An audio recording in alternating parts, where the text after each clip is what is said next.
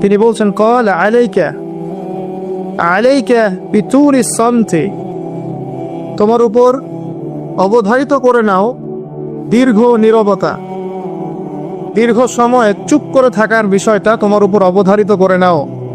ফাইন্নাহু মাতরাদাতুন লিশ-শাইতান, কারণ এই কাজটার মধ্য দিয়ে শয়তান বিতাড়িত হয়ে যায়। ওয়া আউনুল লাকা আলা আমরি দীনিক, দীর্ঘ সময় চুপ থাকলে তোমার দিনের প্রতিটা কাজ করার ব্যাপারে আল্লাহ তোমাকে সাহায্য করবেন, বা দীর্ঘ নীরবতার ব্যাপারটা দিনের প্রতিটা কাজ করার ক্ষেত্রে তোমাকে সহযোগিতা করবে। সিজদা করছেন, শুধু সুবহান রাব্বিয়াল আলা এতটুকু বলে উঠে যাবেন না, কমপক্ষে একটা দুটো দোয়া করেন, একটা দুটো দোয়া করেন সিজদায়, কারণ সিজদায় সবচেয়ে বেশি দোয়া কবুল হয়। আল্লাহ রাসূল সাল্লাল্লাহু আলাইহি ওয়াসাল্লাম বলেছেন, বান্দা সিজদায় আল্লাহর যত কাছে থাকে অন্য কোনোভাবে বান্দা এত কাছে আসতে পারবে না। এবং এখানে তোমরা বেশি বেশি দোয়া করো, নবী সাল্লাল্লাহু আলাইহি ওয়াসাল্লাম বেশি বেশি দোয়া করতে বলেছেন। দোয়ার জন্য হুজুর ডেকে এত খাওয়ানোর দরকার নাই, নিজে দোয়া করা শেখেন, নিজে দোয়া করা শেখেন, নিজের বাবার জন্য, মায়ের জন্য, আপনার আত্মীয় স্বজনের জন্য, আপনার নিজের জন্য, আপনার স্ত্রী সন্তানের জন্য, সমাজের জন্য, উম্মার জন্য, দেশের জন্য আপনি দোয়া করতে শেখেন। আপনার একটা প্রয়োজন, এই প্রয়োজনটাকে আমি বুঝতে পারবো, ওই আবেগটাকে আমার আসবে। আপনার যেটা প্রয়োজন, আপনার আবেগ আপনার আসবে। আপনার সন্তান অসুস্থ, আমি কি বুঝবো সেই ফিলিংসটা কেমন? আপনি বুঝবেন সেই ফিলিংসটা কেমন। কুলতু, আমি বললাম, জিদনি ইয়া রাসূলুল্লাহ, হে আল্লাহর রাসূল সাল্লাল্লাহু আলাইহি ওয়াসাল্লাম, আমাকে আরো বাড়িয়ে দিন, আরো কিছু বলুন, আরো কিছু ওসিয়ত করুন। ক্বালা, তিনি বললেন, ইয়াকা ওয়া কাসরাতাদ দাহিক, সাবধান থাকবে, বেশি বেশি হাসবে না। ফাইন্নাহু ইউমিতুল কলব, কারণ যারা অধিক পরিমাণে হাসাহাসি করে তাদের কলব মরে যায়, তাদের কলবের মৃত্যু ঘটে। ওয়া ইয়াযহাবু বিনূরি ওয়াজহি, এবং চেহারার মধ্যে নূর চলে যায়, চেহারায় কোনো জ্যোতি বা নূর থাকে না। কুলতু জিদনি ইয়া রাসূলুল্লাহ, আল্লাহ রাসূল সাল্লাল্লাহু আলাইহি ওয়াসাল্লাম, আমাকে আরো বাড়িয়ে দিন, আরো কিছু ওসিয়ত করুন। ক্বালা, এবার তিনি বললেন সাল্লাল্লাহু আলাইহি ওয়াসাল্লাম, কুলিল হাক্কা ওয়া ইন কানা মুররান, সর্বদা সত্য কথা বলবে, সত্যের উপর থাকবে যদিও এটা অন্যের কাছে তিক্ত হয়। সত্য কথা বলবে যদিও এটা তিক্ত শোনায়। কুলতু জিদনি ইয়া রাসূলুল্লাহ, তিনি বলছেন, আমি বললাম, হে আল্লাহর রাসূল, আরো বাড়িয়ে দিন আমাকে। ক্বালা, এবার নবীজি বললেন সাল্লাল্লাহু আলাইহি ওয়াসাল্লাম, লা তাখাফ ফিল্লাহি লাউমাতা লাইম, আল্লাহর পথে কাজ করার ব্যাপারে বা আল্লাহর পথে চলার ক্ষেত্রে, আল্লাহর দ্বীন পালনের ক্ষেত্রে নিন্দুকের নিন্দার পরোয়া করবে না। আল্লাহর ব্যাপারে নিন্দুকের নিন্দার সমালোচনার পরোয়া করবে না। কুলতু জিদনি ইয়া রাসূলুল্লাহ, তিনি বললেন, আমি বললাম যে আরো বাড়িয়ে দিন হে আল্লাহর রাসূল আমার জন্য। নবী করিম সাল্লাল্লাহু আলাইহি ওয়াসাল্লাম বললেন, ক্বাল লিয়াহজুসকা আনিন নাস মা তা'লাবু মিন নাফসিক, যখন মানুষের ব্যাপারে তোমার নেগেটিভ কোনো মন্তব্য করতে হয় বা কারো ব্যাপারে যদি নিন্দা করতে চাও, এরকম ইচ্ছা জাগে মনের মধ্যে, তাহলে আগে চিন্তা করবে যে এই দোষটা তোমার মধ্যে আছে কিনা। অর্থাৎ নিজের নফসের খেয়ালটা তুমি আগে বেশি নিবে অন্যের নিন্দা করার আগে। রাওয়াহুল বাইহাকি, হাদিসে এসেছে বাইহাকি শরীফের মধ্যে ফি শুআবিল ঈমান, এবং মিশকাতুল মাসাদিকের মধ্যে এসেছে হাদিসটা 414 এবং 415 পৃষ্ঠায়। অত্যন্ত চমৎকার একটা হাদিস। আজকে আমরা ইনশাআল্লাহ আযজা ওয়া জাল এই হাদিসের উপরে সামান্য কিছু কথা বলে আমাদের আলোচনা শেষ করব ইনশাআল্লাহ তাআলা। আবু যর রাদিয়াল্লাহু আনহু একজন বিশিষ্ট সাহাবী, আপনারা জানেন, যার ব্যাপারে নবী করিম সাল্লাল্লাহু আলাইহি ওয়াসাল্লাম বলেছিলেন, আবু যর, তুমি খুব নরম মানুষ, তাই কখনো দায়িত্ব চেয়ে নিও না, কারণ তোমার উপরে যদি দুইজন মানুষের দায়িত্ব দেয়া হয়, তোমাকে যেন ছুরিবিহীন জবাই করে দেয়া হলো। আবু যর রাদিয়াল্লাহু আনহু খুব আধ্যাত্মিক নরম মনের মানুষ ছিলেন। তিনি নবী সাল্লাল্লাহু আলাইহি ওয়াসাল্লামকে খাস করে বলছেন, এটা আমভাবে নয়। আমি যেমন আমভাবে সবার উদ্দেশ্যে কথাগুলো বলছি, এভাবে আমভাবে নবীজি এই কথাটা তাকে বলেননি, বরং খাসভাবে বলেছেন, পার্সোনাল নসিহত, ইন্ডিভিজুয়ালি বলেছেন। তিনি বলছেন, হে আল্লাহর রাসূল, আমাকে কিছু নসিহত করো, কিছু ওসিয়ত করো। ওসিয়ত কি জিনিস? যেমন কেউ চলে যাওয়ার আগে ওসিয়ত করে, বাবা ইন্তেকাল করছে তার আগে ওসিয়ত করে, মাকে দেখিস, হ্যাঁ বোনদের খোঁজ খবর রাখিস, সন্তানদের ব্যাপারে খোঁজ খবর রাখি, তার এটা ওসিয়ত করা, মানে যে কথাগুলো আমরা অক্ষরে অক্ষরে পালন করতে চাই, প্রতিশ্রুতি ব্যক্ত করি, এরকম কথা, কনভারসেশন। একটু চিন্তা করেন, নবী করিম সাল্লাল্লাহু আলাইহি ওয়াসাল্লাম যদি আপনাকে আমাকে খাস করে কোনো জায়গায় ডেকে নিয়ে কথাটা বলতেন, কেমন হতো? মনে করেন নবী সাল্লাল্লাহু আলাইহি ওয়াসাল্লাম জীবিত আছেন বা আমরা তার সাক্ষাৎ পেয়েছি, আর আমরা কেউ একজন আমাদের মধ্যে গিয়ে থাকে, বললেন, ইয়া রাসূলুল্লাহ, আমাকে কিছু ওসিয়ত করেন, আমাকে খাস করে কিছু ওসিয়ত করেন।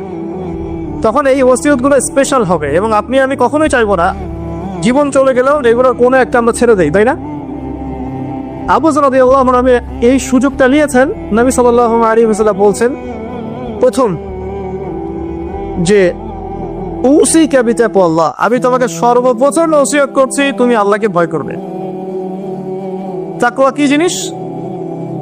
নবীজি বলছেন, ফাইন্নাহু আযয়ানু লিআমরিকা কুল্লি, এই তাকওয়াটাই সমস্ত কাজের সৌন্দর্য বর্ধন করবে তোমার জীবনে। তুমি যত কাজ করবে, প্রত্যেকটা কাজ যদি আল্লাহকে ভয় করে করো, প্রত্যেকটা কাজ তোমার জীবনের সৌন্দর্য বর্ধন করবে ইনশাআল্লাহ তাআলা। খুব সংক্ষিপ্ত আকারে বলতে পারি, আল্লাহ রাব্বুল আলামিনের তাওহীদের সাথে কাউকে শরীক না করা, এক কথায় আল্লাহর সাথে শিরক না করার নাম তাকওয়া। ঠিক আছে? আল্লাহ এক, আল্লাহ অদ্বিতীয়, তিনি মহাবিশ্বের স্রষ্টা, আমাদের স্রষ্টা, সৃষ্টিকর্তা, পালনকর্তা, রিজিক দাতা, জীবন মৃত্যুর মালিক, বিধানদাতা। এই প্রত্যেকটা কনসেপ্ট আল্লাহর জন্য খাস করার নাম হচ্ছে তাওহীদ। আর এখানে যদি আমরা কাউকে সমকক্ষ দাঁড় করি তাহলে শিরক হয়ে যাবে। এই শিরকটা তিনভাবে হয়ে থাকে। মানুষ চিন্তার ক্ষেত্রে শিরক করতে পারে। কেউ যদি মনে করে মহাবিশ্বের কোনো স্রষ্টা নাই তাহলে শিরক করবে। কেউ যদি মনে করে স্রষ্টা আরও একজন আছে বা একাধিক আছে তাহলে শিরক করবে। কেউ যদি মনে করে যে আল্লাহ ছাড়া কেউ ইবাদত পাওয়ার যোগ্য, আল্লাহ ছাড়া অন্য কাউকে সেজদা করা যায়, নাউজুবিল্লাহ, আল্লাহ ছাড়া কেউ প্রয়োজন পূরণ করতে পারে, কেউ সন্তান দিতে পারে, কেউ কল্যাণ করতে পারে, কেউ অকল্যাণ করতে পারে ইত্যাদি, বা আল্লাহ ছাড়া কেউ বিধান দেওয়ার মালিক, এরকম কনসেপ্ট যার মনের মধ্যে আছে, এটা হচ্ছে আকীদাগত শিরক বা চিন্তাগত শিরক। আমি কি বোঝাতে পারছি? 2 নাম্বার, কাজের শিরক। যেমন কেউ যদি আল্লাহকে সিজদা না করে অন্য কাউকে সিজদা করে, কর্মগত শিরক করেছে। আল্লাহ পাকের হালালকে কেউ যদি হারাম করে নেয়, কর্মগত শিরক করেছে। আল্লাহ পাকের হারামকে কেউ হালাল করে নেয়, কর্মগত শিরক করেছে। আল্লাহর কাছে দোয়া না করে মৃত মানুষের কাছে দোয়া করে শিরক করেছে। এগুলো কাজ করতে গিয়ে শিরক করেছে।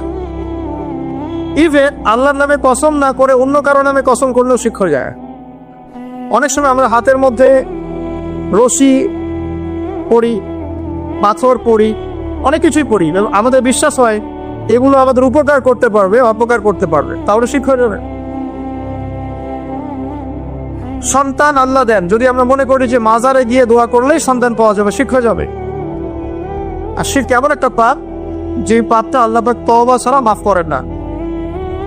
মৃত্যুর আগে যদি তওবা করে মানুষ, ইনশাআল্লাহ আল্লাহ পাক মাফ করে দিবেন। যদি তওবা না করে মারা যায়, সম্ভাবনা বেশি এই ব্যক্তি জাহান্নামে যাবে, নাউজুবিল্লাহ। কারণ প্রত্যেক 1999 জন মানুষ জাহান্নামে যাবে যাদের আমল নামায় শিরকের পাপ থাকবে। আল্লাহ পাক সূরা নিসার মধ্যে বলেছেন, ইন্নাল্লাহা লা ইয়াগফিরু আন ইউশরাকা বিহি ওয়া ইয়াগফিরু মা দুনা যালিকা লিমান ইয়াশা। আল্লাহ পাক শিরকের গুনাহ ব্যতীত যে কোনো গুনাহ যাকে ইচ্ছা মাফ করতে পারে। যে কোনো গুনাহ। আপনি জিনা করেছেন, সিজদা করেন, ফিরে আসেন, আল্লাহ মাফ করে দিবেন ইনশাআল্লাহ। আপনি সুদ খেয়েছেন দীর্ঘদিন, সুদ থেকে ফিরে আসেন, দীর্ঘদিন মায়ের সাথে জিনা করেছেন সুদের মধ্য দিয়ে, তওবা করে ফিরে আসেন, আল্লাহ এখনই মাফ করে দিবে ইনশাআল্লাহ। আপনি খুন করেছেন মানুষকে, যদি আপনি চিন্তা করেন যে আমার এটা অপরাধ হয়েছে, তবে আপনি তওবা করে খালেসভাবে ফিরে আসেন, আল্লাহ মাফ করে দিবে ইনশাআল্লাহ। ব্যভিচার করেছেন, বিবাহিত হওয়ার পরেও জিনা করেছেন, এই ব্যক্তির কিন্তু পৃথিবীতে বাঁচার আসলে কোনো অধিকার নাই। তারপরেও যদি সে গোপনে তওবা করে ফিরে আসে রাতের অন্ধকারে, আল্লাহ চাইলে মাফ করে দেবেন ইনশাআল্লাহ। যে কোনো বার আল্লাহ পাক যাকে ইচ্ছা মাফ করতে পারেন শিরিক ছাড়া। শিরিক যদি তওবা না করে মারা যায়, বেশিরভাগ সম্ভাবনা হচ্ছে সে জাহান্নামে যাবে। আরেকটা ডেঞ্জারাস বিষয় হচ্ছে, শিরিক করে মারা গেলে কবরে মান রব্বুক উত্তর দিতে পারবে না। যারা মান রব্বুকে উত্তর দিতে পারবে, নিঃসন্দেহে তারা কখনো শিরিক করে নাই, আল্লাহ পাকের তাওহীদের উপরে ছিল। আমরা শিরকের অনেক কিছু বুঝি ঠিকই, আধুনিক একটা শিরিক বুঝি না। আধুনিক শিরক এটা যেমন আল্লাহ পাক যা নাজিল করেছেন, এখানে যে বিধানগুলো আছে এগুলোকে যদি কেউ ডিনাই করে বা এগুলোকে পাশ ফিরিয়ে অন্য কোনো বিধানকে বেটার মনে করে, আল্লাহর বিধানে চাইতে বেটার মনে করে বা সমকক্ষ মনে করে, এটাও শিরক। এটাও শিরক। আল্লাহ পাক কিছু হালাল করেছেন, আমরা যদি মনে করি এটা হারাম, তাহলে শিরক, এটাও শিরক। সূরা তাওবার 31 নম্বর আয়াতটা পড়ে দেখবেন ইনশাআল্লাহ তাআলা। যাই হোক, তাকওয়ার প্রথম স্টেজ হচ্ছে আমাদেরকে শিরক করা যাবে না, তাওহীদে থাকতে হবে ইনশাআল্লাহ তাআলা। 2 নম্বর, আল্লাহ পাকের যত আদেশ আছে এগুলোকে মেনে চলার নাম তাকওয়া। ফর এক্সাম্পল সালাত, সাওম, সাদাকা, হজ, উমরা, যাকাত, সত্য কথা বলা, পিতামাতার খেদমত ইত্যাদি যতগুলো আদেশ কোরআন এবং সুন্নাহর মধ্যে আছে এগুলোকে মেনে চলা তাকওয়ার পরিচয়। 3 নম্বর, আল্লাহ পাকের যত নিষেধ আছে এই সমস্ত নিষেধগুলোকে বর্জন করার নামও তাকওয়া। শুধু আদেশ মানলাম, নিষেধ বর্জন করলাম না, এটা আসলে প্রকৃত তাকওয়ার পরিচয় নয়। আজকে আমরা মাশাআল্লাহ সবাই সালাত পড়েছি, কালকে সকালে যদি আবার সুদি লেনদেন করি, আমার মধ্যে তাকওয়া আসলে নাই। আমি ধর্মীয় জীবনে পাক্কা মুসল্লি হলেও অর্থনৈতিক জীবনে পাক্কা সুদখোর থেকে গেছি। এই অবস্থা যদি তওবা না করে মারা যায়, মায়ের সাথে জেনার অপরাধ নিয়ে কিয়ামতের মাঠে উঠবে ইনশাআল্লাহ। এটা আমার কথা না, নবী সাল্লাল্লাহু আলাইহি ওয়াসাল্লাম বলেছেন, সহিহ বুখারীর হাদিস, যে কোনো আলেমকে জিজ্ঞাসা করবেন, যে কোনো মাদ্রাসায় যাবেন, যে কোনো প্রকাশনীর বুখারী শরীফ কেনেন না কেন, হাদিসটা পাবেন, যে ব্যক্তি 1 দিরহাম সুদ খেলো সে যেন 36 বার জেনা করলো। আপনি যদি জানেন যে আপনার ক্লোজ কোনো ফ্রেন্ড বা আত্মীয় বা হুএভার হি ইজ, সে জেনা করে বেড়ায় বা মেয়েদের সাথে, একাধিক মেয়ের সাথে তার সম্পর্ক আছে, ইললিগ্যাল রিলেশনশিপ, আপনি নিশ্চয়ই তার দিকে সম্মানের দৃষ্টিতে তাকাবেন। আর আখিরুজ্জামান এমন একটা যুগ যেখানে সুদ থেকে বাঁচা সো ভেরি ডিফিকাল্ট। এখানে হাজারে খুব কম মানুষই সুদ থেকে বাঁচতে পারবে। যারা বেঁচে থাকবে তাদের গায়েও সুদের ছিটাফোঁটা এসে লাগবেই লাগবে, কারণ পুরো বিশ্বের ইকোনমিক সিস্টেমটাই সুদ ভিত্তিক। এটা পরিপূর্ণরূপে ইসলামিক ধাঁচা সাজানো এখন সম্ভব বলে মনে হচ্ছে না। আমরা চেষ্টা করতে পারি, সম্ভব কখন হবে? যখন শেকড় উপরে আসবে। আর শেকড় কখন উপরে হবে? যখন মালহামা হবে। আর মালহামা কখন হবে? যখন মদিনার গুরুত্ব কমে যাবে এবং জেরুজালেমের গুরুত্ব বেড়ে যাবে। আর যখন আল মাহদি আসবে এবং ঈসা ইবনে মারিয়াম আসবেন, তখন পৃথিবীতে ইনশাআল্লাহ আযজা ওয়া জাল ইসলাম ব্যতীত কিছুই বাকি থাকবে না। তখন ইনশাআল্লাহ তাআলা উপরের লেভেল থেকে সুদ বলতে কিছু থাকবে না ইনশাআল্লাহ। তবে এখন কি করবেন? ফাত্তাকুল্লাহা মাসতাতা'তুম, এখন এতটুকু করবেন, ফাত্তাকুল্লাহা মাসতাতা'তুম, তোমরা সাধ্যমতো আল্লাহকে ভয় করো। আপনার সাধ্য যতটুকু কুলায় এতটুকু আপনি দূরে থাকবেন। পারতপক্ষে চেষ্টা করবেন সুদ যেন আপনার গায়ে না লাগে। আল্লাহ পাক বোঝার তৌফিক দান করুন, আমিন। বলছিলাম, আল্লাহ পাকের নিষেধগুলোকে বর্জন করার নাম তাকওয়া। নামাজ পড়ছি, রোজা রাখছি, যাকাত দিচ্ছি না, এদিকে সুদ খাচ্ছি, হারাম রিলেশনশিপে আছি, বা পরকীয়ায় লিপ্ত আছি, বা মানুষের সম্পদের অধিকার দিচ্ছি না, ব্যবসা করছি। আর ব্যবসা যারা করি আমরা বেশিরভাগই মিথ্যা কথা বলি। আমরা ব্যবসা যারা করি ম্যাক্সিমাম মিথ্যা কথা বলি, মিথ্যা কসম করি।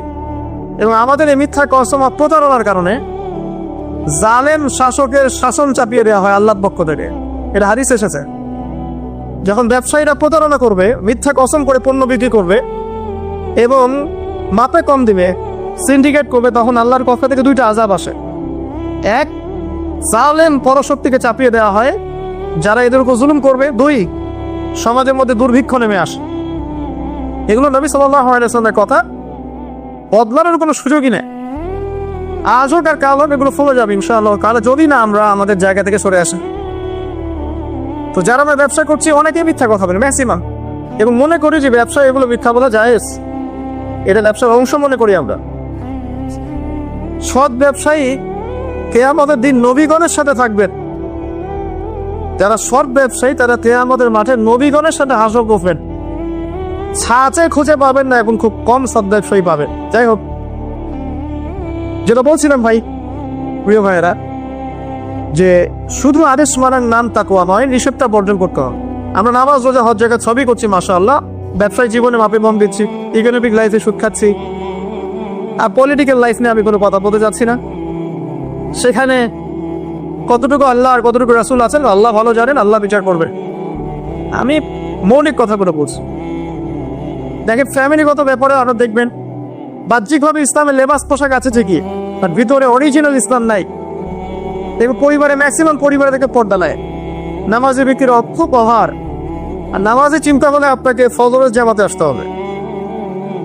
নামাজে চিন্তা হলে আপনাকে ফজরের জামাতে আসতে হবে। এই মসজিদেই আজকে ফজরে আসবেন, দেখবেন এই যে মুসল্লি যারা বসে আছেন তাদের 50% নাই কিল্লাত আশরাল্লাহ।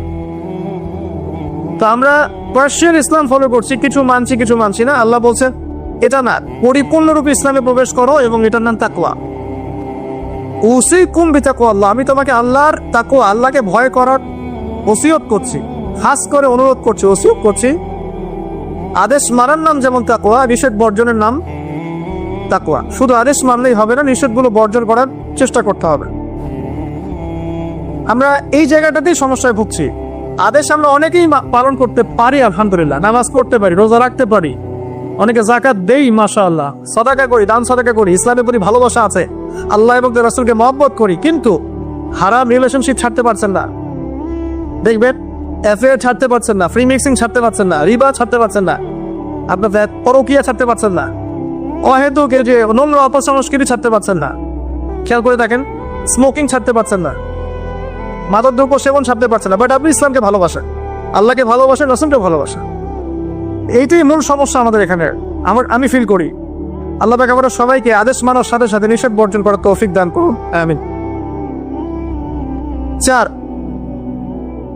আল্লাহ রাব্বুল আলামিনকে হাজির এবং নাজির জানার নাম তাকওয়া। হাজির নাজির কেমন? যে আমার জীবনের প্রতিটা স্টেপ আল্লাহ পাক দেখছেন এবং শুনছেন।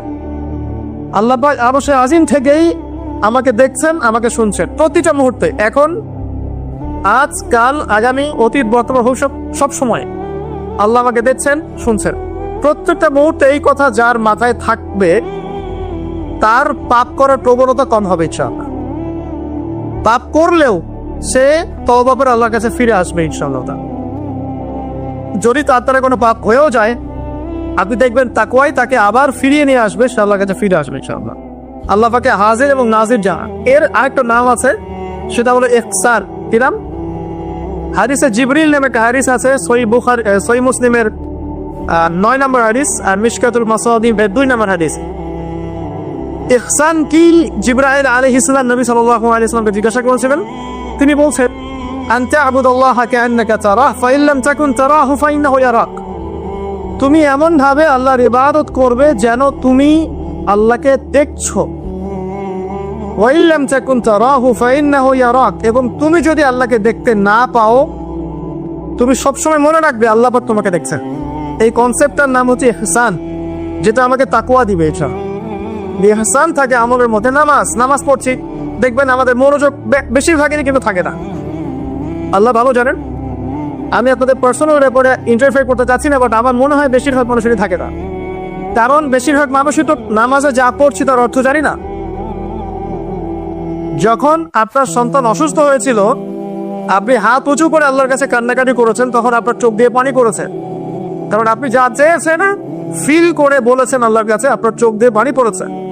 কতদিন আপনি নামাজের সেজদায় কাঁদতে পেরেছেন? আমি কাঁদতে পেরেছি, ভাবতে হবে। কাঁদতে না পারার কারণ কি? কারণ হচ্ছে আমি নামাজে যা পড়ি তার কিছুই বুঝি না। আমার কাছে নামাজ একটা ফিজিক্যাল এক্সারসাইজের মতো হয়ে গেছে। সরি ফর মাই ল্যাঙ্গুয়েজ, আমি কোনো কিছুকে অবমাননা করতে যাচ্ছি না, অনেক ব্যাপারটা এরকমই হয়ে গেছে। তারালাম বাহ্যিকতা নিয়ে আমরা বেশি ব্যস্ত। হাত কোথায় বাঁধতে হবে? নাভির নিচে না বুকে? তারপরে রফুলেদের করতে হবে কি না, পায়ে পা লাগাবো কি লাগাবো না, আমি জোরে না আসতে, বাহ্যিক বিষয় নিয়ে বেশি ব্যস্ত।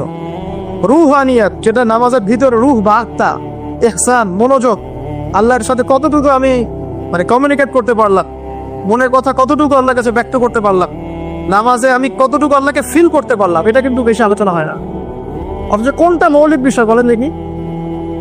নামাজের এই মারেফতটা কি মূল না? আধ্যাত্মিকতাটাই মূল। আর বাহ্যিক বিষয়গুলো তো আল্লাহ পাক দেখছেন, দেখিয়ে দিবেন ইনশাআল্লাহ। তো এই যে প্রাণহীন ইবাদত হচ্ছে, রোজা রাখছি, রোজার মর্ম বুঝতে পারছি না। হজ করে আসলো, হাজি সাহেব টাইটেল হলো ঠিকই, কিন্তু হজের মূল মর্ম ইব্রাহিমী চেতনা সে শিখে আসতে পারলো না। সাই করছে সাফা মারওয়া, সে ফিল করতে পারলো না এটা হাজরা আলাইহিস সালামের সুন্নাহ। এই যে আমরা কুরবানি করলাম, ম্যাক্সিমাম আমাদের মধ্যে ফিল করতে পারি নাই এটা হচ্ছে ইব্রাহিম আলাইহিস সালামের সেই কুরবানি যেটা তিনি ছেলেকে করতে চেয়েছিলেন। এই চেতনাটা আসলো না। তো রসকসহীন ইবাদত কতটুকু কবুল হয়, প্রাণহীন ইবাদত কতটুকু উপরে পৌঁছে আল্লাহ ভালো জানে। তো যে বিষয়টা নিয়ে এই কথাটা বললাম, ইহসান হচ্ছে সেই জিনিস যেটা আমাকে মনে করাবে আমি আল্লাহকে দেখছি, শুনছি, বা আল্লাহ আমাকে দেখছেন এবং শুনছেন। এর জন্য প্রয়োজন আপনি ইবাদতে যা যা করছেন, যা যা বলছেন, অন্তত অর্থটুকু বোঝা। তাহলে আপনার ইনশাআল্লাহ মনের মধ্যে সেই ফিলিংসটা আসবে ইনশাআল্লাহ। ফর এক্সাম্পল, আপনি নামাজে দাঁড়িয়ে পড়ছেন ওয়ানুনাজ্জিলু মিনাল কুরআন মা হুয়া শিফাউ ওয়া রাহমাতুল লিল মুমিনিন ওয়া লা ইয়াজিদু যালিমিনা ইল্লা ফাসা। এই আয়াতের অর্থ কতজন জানেন? একটু হাত উঁচু করেন দেন। যারা জানেন তারা যদি আয়াতটা কোরআনে নামাজের মধ্যে পড়েন, তারা মনোযোগ বেশি পাবেন। স্বাভাবিক। অর্থ হচ্ছে কোরআন আমরা নাজিল করেছি, এই কোরআনের মধ্যেই আছে শিফা, আরোগ্য এবং মুমিনদের জন্য রহমত। যখন আপনি বুঝতে পারলেন তখন কি নামাজে মনোযোগ বাড়বে না? সুবহান রাব্বিয়াল আ'লা বলছেন, সর্বোচ্চ আমার রব সর্বোচ্চ, সুউচ্চ, তখন আপনার মনোযোগ বাড়বে না? আত্তাহিয়াতুতে আপনি কি পড়ছেন, দরুদে কি পড়ছেন, দোয়া মাসুরায় বলছেন আল্লাহুম্মা ইন্নী যালামতু নাফসি যুলমান কাসীরা, আল্লাহ আমি আমার নফসের উপর প্রচুর জুলুম করেছি। কখনো কি ফিলিংস হয় যে জুলুমের এখানে স্বীকারোক্তি দিচ্ছি আমি? কারণটা একটাই কারণ। কথা বললে অনেক সময় যাবে, আমার আরো কিছু বলার আছে। যে অর্থটা বুঝতে পারছি না। অর্থ না বুঝলে আপনি রসকসহীন, প্রাণহীন ইবাদত করবেন। অর্থ বোঝাটা কি অপরাধ? অর্থ বুঝলে কি আপনি আলেম ওলামা থেকে সরে যাবেন, দূরে সরে যাবেন? আর সবকিছুর অর্থ তো আপনি ব্যাখ্যাটা বুঝতে পারবেন না। তখন আপনি আলেম ওলামার কাছে আসবেন, এসে জিজ্ঞাসা করবেন, ব্যাখ্যা জেনে নেবেন, সিম্পল। তো অর্থ অনুধাবন করলে ইনশাআল্লাহ তাআলা আপনার ইহসান বাড়বে, যেটা আমাকে তাকওয়ার দিকে নিয়ে আসবে। ইহসান মানে আল্লাহকে হাজির নাজির জেনে ইবাদত করা। আরেকটা বিষয়, ইবাদতের মধ্যে ধীর স্থিরতা আনতে হবে, তাড়াহুড়া বন্ধ করতে হবে। তাড়াহুড়া বন্ধ করলে পরে দেখবেন ইবাদতের মধ্যে স্বাদ পাচ্ছে ইনশাআল্লাহ। দুনিয়াবি হ্যাসেল, দুনিয়াবি যে ব্যস্ততা, এগুলো কমিয়ে আনতে হবে, তাহলে দেখবেন ইবাদতের স্বাদ পাচ্ছেন ইনশাআল্লাহ। প্রত্যেকটা ইবাদতের পটভূমি জানতে হবে, যে নামাজ আমি কি জন্য পড়ি, কোথায় গিয়ে ফরজ হয়েছিল, কুরবানি কেন দিব, কুরবানির ইতিহাসটা কি, হজ যে আমি করবো এর ঘটনাগুলোর পিছনের গল্পগুলো কি, এগুলো না জানলে আপনি ইবাদতে স্বাদ পাবেন না। তো এই জিনিসগুলো একটু টাচ দিলাম। আল্লাহ পাক আমাদের সবাইকে ইহসানের সাথে ইবাদত করার তৌফিক দান করুন, আমিন। তো প্রথম ওসিয়ত করছেন নবী সাল্লাল্লাহু আলাইহি ওয়াসাল্লাম আবু যর রাদিয়াল্লাহু আনহুকে, তুমি আল্লাহকে ভয় করবে, এটা তোমাকে সমস্ত আমল সুন্দর করে দিবে, ইনশাআল্লাহ সৌন্দর্যমণ্ডিত করে দিবে। তাকওয়া মানে আমরা জানলাম আল্লাহর সাথে শিরক না করা, তাওহীদের উপর থাকা। 2, আল্লাহ পাকের আদেশগুলোকে মেনে চলার চেষ্টা করা। 3 নাম্বার, একই সাথে এট দ্য সেম টাইম আল্লাহ পাকের নিষেধগুলোকে বর্জন করা। 4, আল্লাহ পাককে হাজির এবং নাজির যা, আল্লাহ পাক আমার প্রতিটা কাজ দেখছেন, শুনছেন, এবং এগুলোর জন্য আল্লাহ পাক আমাকে জবাবদিহি করাবেন, কোনো সন্দেহ নাই, জবাবদিহি করাবেন। তো বিদায় হজের ভাষণে নবী সাল্লাল্লাহু আলাইহি ওয়াসাল্লাম বলেছিলেন, এই তাকওয়ার কথাই বলেছেন। তিনি বলেছিলেন সাল্লাল্লাহু আলাইহি ওয়াসাল্লাম যে আজকে থেকে আরবের উপর অনরবের কোনো ভেদাভেদ নাই, সাদার উপর কালো, কালোর উপর লালের কোনো ভেদাভেদ নাই। কুল্লুকুম মিন আদম, তোমরা সবাই আদম সন্তান, ওয়া আদামু মিন তুরাব, এবং আদম হচ্ছে মাটির সন্তান। ইল্লা তাকওয়া, শুধু তাকওয়া ব্যতীত, যার মধ্যে আল্লাহ ভীতি যত বেশি, সে আল্লাহর কাছে তত বেশি মর্যাদা সম্পন্ন। সূরা হুজুরাতেও সেম কথা আছে, 13 নম্বর আয়াতে আল্লাহ পাক বলেছেন, ইয়া আইয়ুহান নাস, হে মানব জাতি, ইন্না আকরামাকুম ইনদাল্লাহি আতকাকুম, হে মানব জাতি, তোমাদের মধ্যে আল্লাহর কাছে সবচেয়ে বেশি মর্যাদা সম্পন্ন সেই ব্যক্তি যে অধিক মুত্তাকি বা অধিক তাকওয়াওয়ালা। এবং এই তাকওয়ার পজিশনটা কোথায় সেটা নবী সাল্লাল্লাহু আলাইহি ওয়াসাল্লাম বলেছেন। এটা আমার টুপিতে নাই, আমার দাড়ি, আমার লেবাস, আমার পোশাক, আমার চলাফেরার এসবের মধ্যে তাকওয়ার প্রকৃত পরিচয় নাই। নবী করিম সাল্লাল্লাহু আলাইহি ওয়াসাল্লাম বলেছেন তাকওয়া হা হুনা, তাকওয়া হচ্ছে এখানে। এই বলে তিনি কলিজার দিকে 3 বার ইশারা করেছেন। অর্থাৎ তাকওয়ার মূল কেন্দ্র কোথায়? আপনার কলবে। আর কলব সংক্রান্ত একটা কথা কিন্তু হাদিসের মধ্যে আসবে একটু আগে। কিছু একটা কাজ করলে কলবটা মরে যাবে, সে কাজটা কি? হ্যাঁ, আপনারা হাদিসটা ধরতে পারছেন, আমি সামনে আছি চালা। তো কলবের ব্যাপার তাকওয়া। তাহলে কলবের যত্ন নেওয়া লাগবে। আমরা দেহের যেমন যত্ন নেই, পোশাকের যত্ন নেই, পরিপাটি থাকতে পছন্দ করি, বাড়ি ঘর চকচকে রাখতে পছন্দ করি, তাই না? তো তাহলে কলবটাও পরিষ্কার করার চেষ্টা করতে হবে। কি করলে কলবের যত্ন হবে তার কথা এই হাদিসে আছে, একটু সামনে যাচ্ছি ইনশাআল্লাহ। আমি ওই হাদিসের বাইরে কিছু কথা বলছি। কলবের যত্ন, বেশি বেশি মৌতের স্মরণ এবং পরকালের ফিকির কলবকে জিন্দা করবে ইনশাআল্লাহ। মনের মধ্যে কোনো প্রকার রিয়া অহংকার রাখা যাবে না, কলব জীবিত হবে ইনশাআল্লাহ। কারো প্রতি হিংসা বিদ্বেষ পোষণ করবেন না, কলব জিন্দা থাকবে ইনশাআল্লাহ। মানব সেবামূলক যে কাজগুলো আছে, ফর এক্সাম্পল এতিমের দেখাশোনা করা, বিধবাদের খোঁজ খবর নেয়া, মিসকিনের পাশে দাঁড়ানো, এই কাজগুলো করলেও কলব জিন্দা হয়, কলবের মধ্যে নূর আসে, সাকিনা আসে। কলব পরিষ্কার না করে যতই দাড়ি টুপি পাগড়ি জুব্বা করি না কেন, আদতে কোনো লাভ হবে না। আল্লামা তকি উসমানী হাফিজাহুল্লাহর তাসাউফ এবং তাসকিয়া বইটা করতে পারেন, এখানে ডিটেইলস এই বিষয়ে জানতে পারবেন ইনশাআল্লাহ। সামনে যাই। আবু যর রাদিয়াল্লাহু আনহু বলছেন যে কুলতু, আমি বললাম, জিদনি ইয়া রাসূলুল্লাহ, হে আল্লাহর রাসূল আমার জন্য আরো বাড়িয়ে দেন। তাকওয়ার বিষয়টা বুঝতে পেরেছি, আমার জন্য আরো বাড়িয়ে দেন, আরো কিছু ওসিয়ত করো। নবী সাল্লাল্লাহু আলাইহি ওয়াসাল্লাম বলেন আলাইকা বিতিলাওয়াতিল কুরআন। দ্বিতীয় ওসিয়ত কি? আলাইকা কথার অর্থ হচ্ছে তোমার উপরে, মানে ওয়াজিব করে ফেলো, একেবারে তোমার উপরে শক্ত করে নাও। আলাইকা তোমার উপর শক্ত করে নাও, বিতিলাওয়াতিল কুরআন, কোরআনের তেলাওয়াত। তোমার উপরে কোরআনের তেলাওয়াতটাকে অবধারিত করে নাও, শক্ত করে নাও। ওয়া যিকরিল্লাহি আযজা ওয়া জাল্লা, এবং আল্লাহ পাকের জিকিরটাকে অবধারিত করে নাও। ফাইন্নাহু যিকরুন লাকা ফিস সামা, কারণ এই বিষয়টা আসমানে তোমাকে স্মরণের মাধ্যম হবে। ওয়া নূরুন লাকা ফিল আরদি, এবং পৃথিবীতে আল্লাহ পাক তোমাকে নূর দান করবে। দ্বিতীয় ওসিয়তের মধ্যে দুটো জিনিস, একটা হচ্ছে কোরআন তেলাওয়াত, একটা হচ্ছে আল্লাহর জিকির। কোরআন তেলাওয়াত সম্পর্কে খুব সরল কয়েকটা কথা বলছি। কোরআনুল কারীম বিশুদ্ধ করে তেলাওয়াত শিখতে হবে, 1 নম্বর বিষয়। যদি বিশুদ্ধ করে মদ মাখরাজ তাজবিদের সাথে না শেখেন, তাহলে সারা জীবন ভুল পড়ে যাবেন আর কোরআনের অর্থ বিকৃত হয়ে যাবে। আপনার অজান্তেই এমন অর্থ চলে আসবে যা আপনি মোটেও কল্পনাও করেননি এবং কামনাও করেন নাই। আপনি বলছেন ফর এক্সাম্পল যে আলহামদুলিল্লাহি রাব্বিল আলামিন, অর্থ সুন্দর, সমস্ত প্রশংসা আল্লাহর জন্য যিনি বিশ্বজাহানের প্রতিপালক। একটা মদের কারণে আপনার পার্থক্য হলো, এক বাক্যে বলে ফেলছি, যেভাবেই হোক, যত সময় লাগুক, যে বয়সেই থাকেন, বিশুদ্ধ করে কোরআন তেলাওয়াত না শিখে মৃত্যুবরণ করবেন না, ওয়াদা করেন। যে বয়সেই হন, যেখানেই করেন, যে প্রফেশনেই থাকেন, যত গরিবই হন, যত বড়লোকই হন, যাই হন, হুএভার ইউ আর, কোরআন তেলাওয়াত বিশুদ্ধ করে না শিখে কবরে যাবেন না, ওয়াদা করেন। আর সারা জীবনে যা করেছেন, যত কিছু শিখেছেন, আপনার সায়েন্স, আপনার আর্টস, আপনার commerce, medical science, engineering, BCS cadre, যা কিছু করেছেন, সব কিছু বৃথা হয়ে যাবে যদি পরকালে আপনি পুল সিরাপ পারতে না পারেন। আর আল কোরআনুল হুজ্জাতুন লাকা আলাইহি, কোরআন হয় তোমার পক্ষে দলিল হবে, না হলে বিপক্ষে। যারা কোরআন বিশুদ্ধ করে তিলাওয়াতে পড়তে শিখছে না, কোরআন কি তার পক্ষে দলিল হবে বলে মনে হয়? আল্লাহ পাক আমাদের সবাইকে তৌফিক দান করুন, আমিন।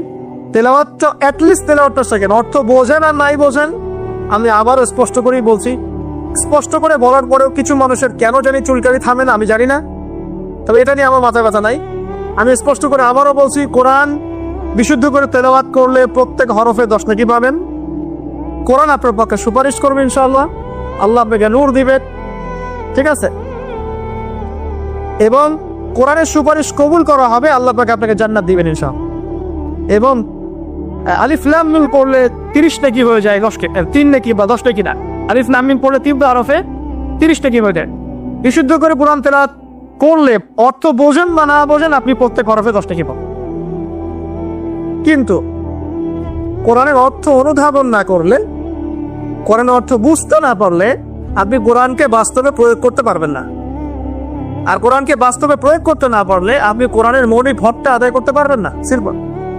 তাই অর্থ না বুঝে যদি সারা জীবন কোরআন তেলাওয়াত করে যাই, কোরআন তেলাওয়াতের নেকি হবে ঠিকই, প্রত্যেক হরফে 10 নেকি হবে ঠিকই, কোরআন আল্লাহর পক্ষে সুপারিশও করতে পারে, বাট কোরআনের প্রকৃত হকটা দুনিয়াতে আদায় হয়নি।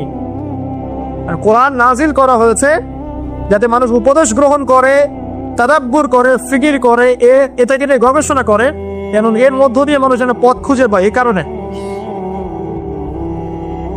আপনার স্কুল কলেজ ইউনিভার্সিটিতে যা পড়ছে এগুলো সব যদি ফার্সি ভাষায় হতো বা টার্কিশ ভাষায় হতো বা ধরেন রাশিয়ান ভাষায় হতো, এবং আপনি এগুলো অর্থ জানেন না, শুধু পরে তারা মুখস্থ করে, তাহলে কি আপনি আদৌ পরীক্ষায় পাস করতে পারবেন? প্রশ্নের উত্তর দিতে পারবেন?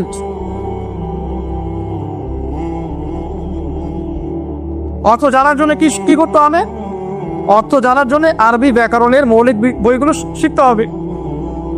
আরবি ব্যাকরণের মৌলিক বইগুলো আপনাকে পড়তে হবে, মাদ্রাসায় যেতে হবে, মাদ্রাসার যে আলেম ওলামারা আছেন তাদের কাছে পড়ে থাকতে হবে, আরবি ভাষা শিখতে হবে। এগুলো যদি খুব ডিফিকাল্ট মনে হয়, সেক্ষেত্রে আপনি কমপক্ষে একটা বিশুদ্ধ তাফসীর কিনবেন, কিনে আপনি কোরআন নিয়মিত অর্থ সহ পড়বেন। তবে এতটুকু পড়াশোনা করে কখনো নিজেকে মুফতি ভাববেন না, ফতোয়াবাজি শুরু করবেন। এটা গুরুত্বপূর্ণ নসিহত, কারণ অনেকে আবার অর্থ পড়ে ফতোয়া দেওয়া শুরু করে। একজন কোরআন পড়ে আমাকে বলেছিল যে কোরআনে তো 5 ওয়াক্ত নামাজই পেলাম না, 2 ওয়াক্ত নামাজ পাচ্ছি। এই যে ফজর, জোহর, আসর, মাগরিব, এশা সিরিয়ালে তো কোথাও দেওয়াই নাই, কেন নামাজ পড়ি? একজন কোরআন পড়েই বলছে, অর্থ পড়েই বলছে যে কোরআনে তো হাদিস মানার কোনো দলিল পেলাম না, কোরআনে কোথাও বলা হয়নি যে হাদিস মানো, এরকম বলছে। আমি যে প্রথমে একটা আয়াত তেলাওয়াত পড়লাম, ওয়া মা আতাকুমুর রাসূলু ফাখুযুহু, রাসূল সাল্লাল্লাহু আলাইহি ওয়াসাল্লাম যা দিয়েছেন তা গ্রহণ করো, সূরা তাওবা, সূরা হাশরের 7 নম্বর আয়াত। ওয়া মা নাহাকুম আনহু ফান্তাহু, এবং রাসূল যা থেকে নিষেধ করেছেন তা থেকে। তো এই রাসূলের আদেশ নিষেধ মানার জন্য হাদিস লাগবে না? তাহলে কোরআন করে হাদিসের দলিল না পাওয়ার কারণ কি? কারণ সে খালি কাট পেস্ট প্রোটেস্ট্যান্ট ভার্সনে কোরআন করেছে, অর্থটা তাফসীরটা সে কেটে দেখাবে। অর্থ পরের উৎসাহিত করছি, তবে ফতোয়াবাজি করতে যাবেন না। আপনি যেটা